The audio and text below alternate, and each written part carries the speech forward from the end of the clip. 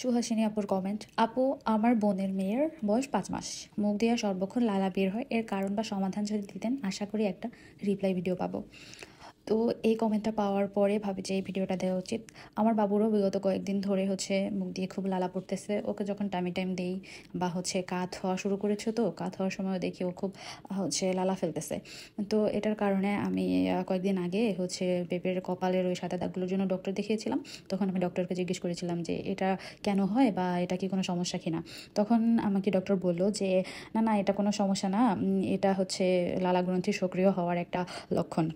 আর এটা কয়েকটা ধাপে হয়, 3 থেকে 6 মাসে লালা গ্রন্থি সক্রিয় হয়, তখন তো বাবু গিলতে শিখে না, তাই লালা পড়ে। আর 6 থেকে 12 মাসে দাঁত ওঠা শুরু করে, এতে করে লালা আরও বেশি ঝরে।